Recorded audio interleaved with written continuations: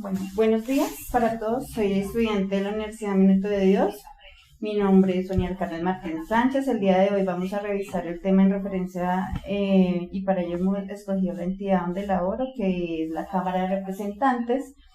Y a continuación le haré unas preguntas a un funcionario de la entidad que me va a apoyar en los procesos de la información sobre los indicadores que se manejan en la entidad. Él se llama Samuel. Bienvenido a la entrevista, Samuel. ¿Cómo me va, Sonia? Y cuánto gusto para todos los quienes nos escuchan. Como estamos desarrollando en la materia de análisis organizacional del sistema de control, pues quisiera hacer unas preguntas sobre ¿qué se sabe por sistema de control? El sistema de control son los medios que yo utilizo y que yo aplico dentro de la gestión estructural de una empresa para tratar de establecer si estoy cumpliendo las metas administrativas, 1, presupuestales, 2, de procesos, 3, y donde a cada sistema le coloco un mapa de procesos, de procedimientos, trazo unas metas, posteriormente mido a partir de lo que ha sido la ejecución y la linealidad o trazabilidad de qué se ha hecho frente a esas metas, y finalmente saco sobre si lo que estoy haciendo es o tiene un concepto favorable, aceptable o no favorable o inaceptable, y a partir de allí aplico todos los procesos de estructuración de un plan de mejoramiento, un plan de seguimiento dirigido a verificar esas metas.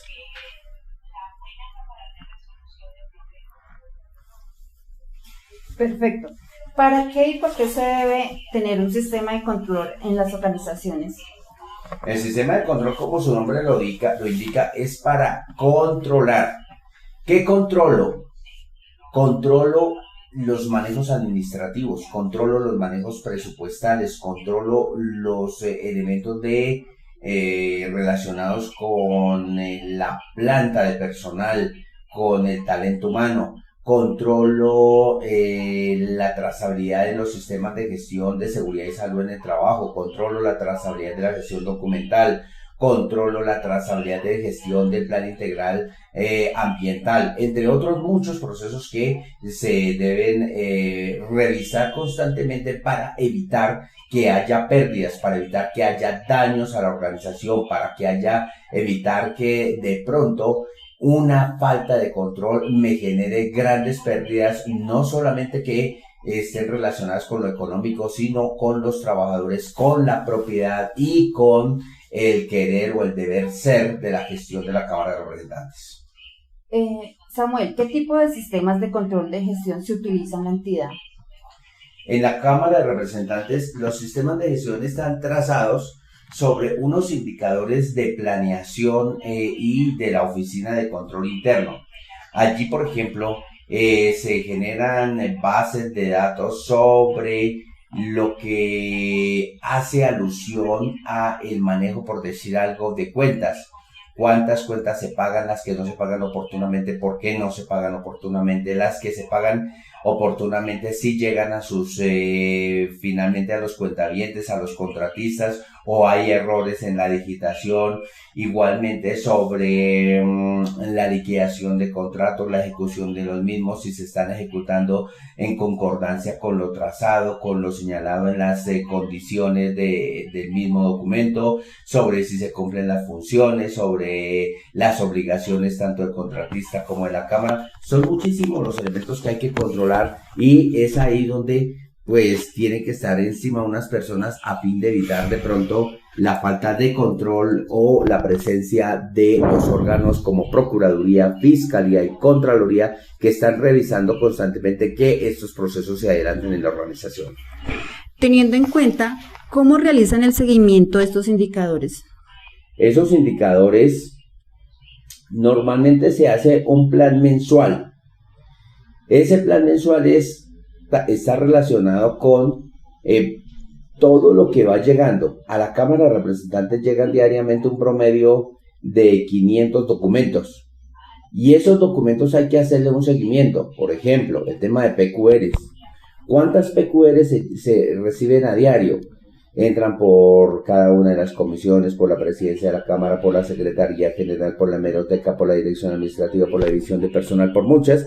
Y hay que verificar si se está respondiendo en concordancia con lo que pide el ciudadano, con el asunto misional de la organización y, desde luego, que se esté atendiendo en últimas al principal cliente de la Cámara de Representantes, que es el ciudadano colombiano.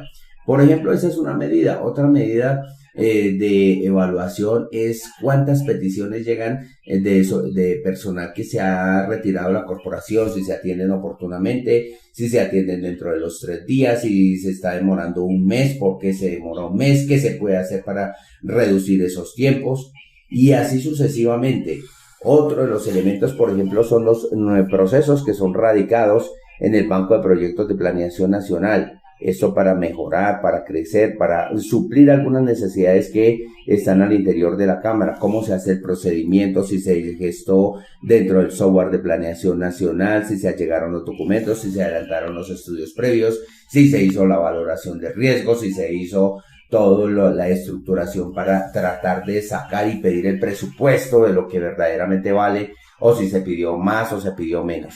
Son para citar algunos. Bueno, teniendo en cuenta por qué es importante para un administrador identificar el proceso de control en la organización. El proceso de control es necesario identificarlo porque tenemos que tener factores de medida. Tenemos que tener unos factores que me indiquen dónde están las falencias. Hay que buscar los certificados de calidad, y cuando yo estoy buscando un certificado de calidad tengo que optimizar mis procesos.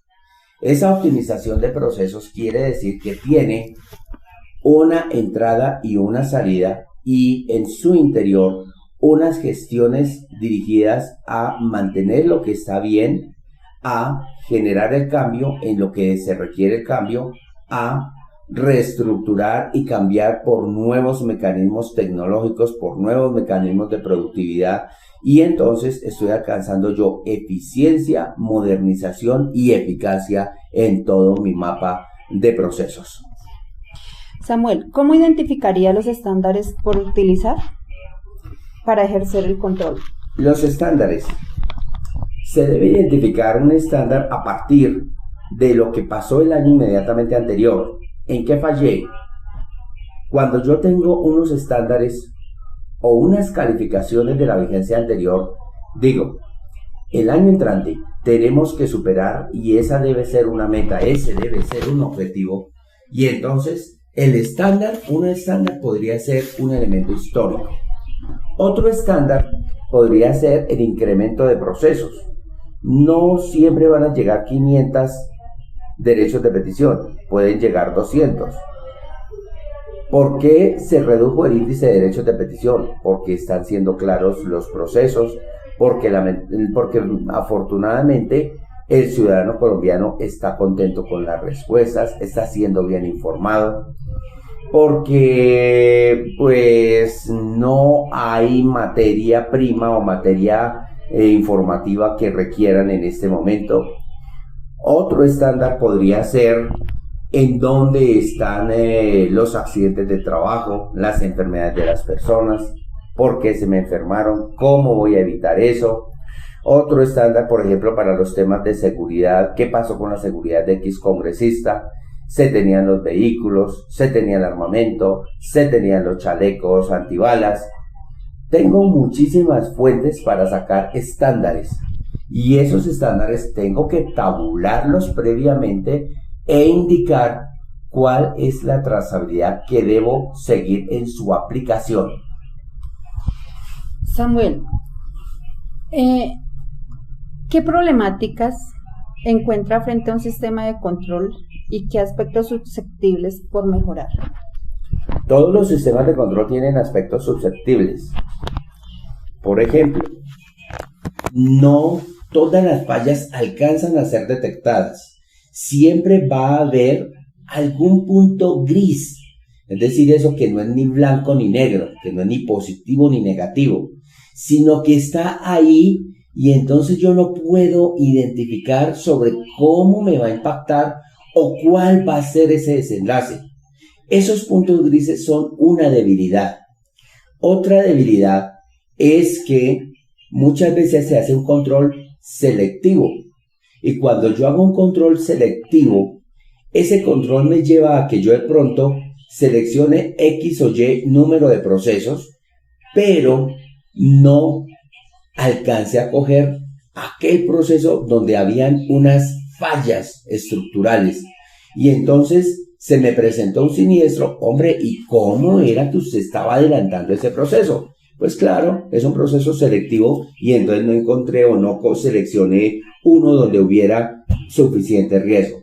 Entonces, mire cómo las debilidades existen dentro de los sistemas de control. Nunca va a haber un control preciso, pero yo tengo como auditor que ser lo suficientemente hábil para detectar esos grises que me pueden generar daño a la persona, daño al presupuesto, daño a las locaciones y un daño general cuyas consecuencias no son alcanzables a medir.